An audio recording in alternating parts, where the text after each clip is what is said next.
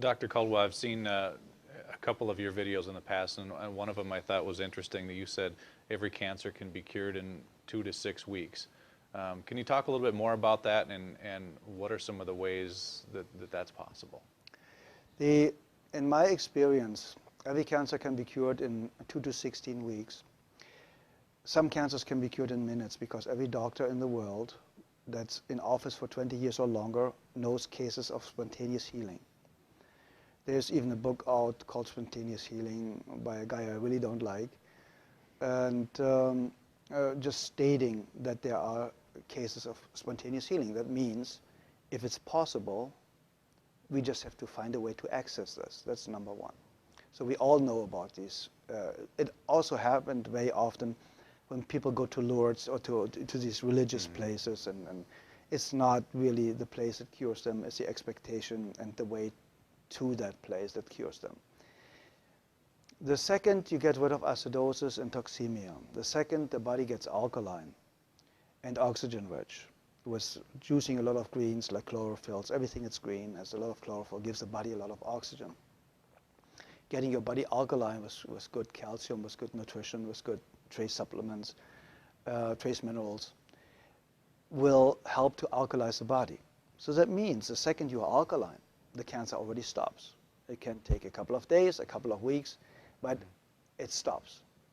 You get the body to a healing pH level, which the pH scale goes from 0 to 14, so 7 is neutral, and you need to be slightly alkaline. 7.36 is ideal. But in the healing phase, you should go up to 7.5. It's a little bit over-alkalizing the system. A great friend of mine, Dr.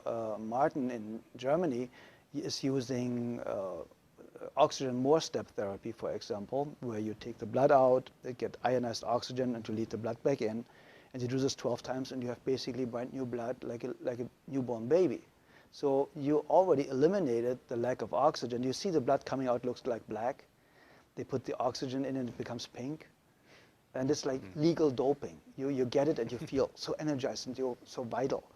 And there are, we know basically with what I used, what my MDs in Europe used is vitamin C injections, intravenous vitamin C injections, 100 cc's a day, 3 times a week. That's what we used in certain cases more often. And very often, believe it or not, in my personal experience, the tumors or the cancerous growth was basically gone within a couple of days. And because vitamin C is so powerful and one of the greatest healers out there, you can fix nearly every heart problem, cardiovascular problem with vitamin C. They want to take it off the market. So it's going to become a prescription medication, and then it's synthetic and will not work anymore, like vitamin E. Vitamin E basically helps you to cure very easy and fast blood pressure problems in any way, shape, or form. That's why they made a study with artificially created vitamin E, chemical created vitamin E. Said, see, it doesn't work. No, of course not. Chemicals don't work. Nature works. If nature creates a problem, nature creates a solution. Very simple and easy. If it didn't exist 100 years ago, you don't need it today. It's very, very simple. And when you want to help somebody to educate themselves, to eliminate his or her own cancer really, really fast, I would basically start instantly with a vegan diet or with a raw food diet. My friend Paul Nissan is one of the greatest raw food chefs. He has fantastic books out there about raw food, so it's accessible for a couple of bucks how to do it. He has free videos all over his website.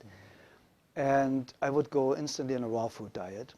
I would go make sure, if I don't have a very rare kidney disease, to drink a gallon of water a day with half a teaspoon of sea salt in it a day, because we need salt for every body function. We need electricity. And this electricity can only be produced with enough salt, basically. So if you have a lack of salt, you have a blood pressure problem. See, and we're not supposed to have salt, though, too, especially if we have high blood pressure. That's what we're told. Okay, it's the opposite.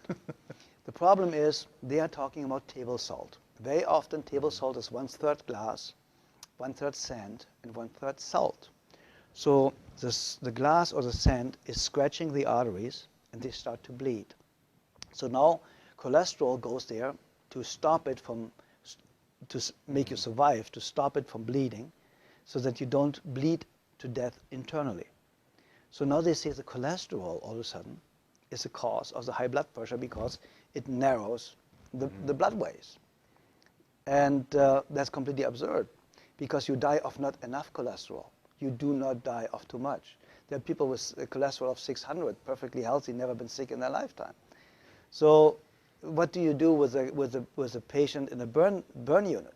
You give them 20 to 25 hard-boiled eggs a day, because they know only cholesterol can rebuild brand new healthy cells really, really fast. Nearly 87% of a cell is built from cholesterol.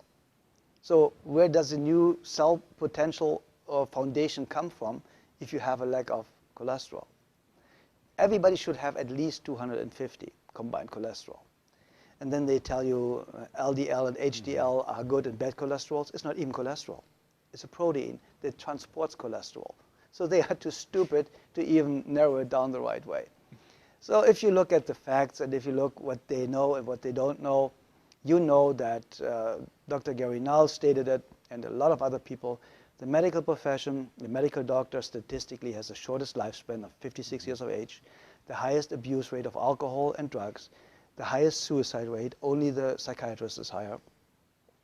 And so you go to somebody that has the lowest lifespan, highest suicide rate, highest drug abuse rate, to ask them how to have a healthy, happy, long life. Yeah. I think we should rethink our way of thinking.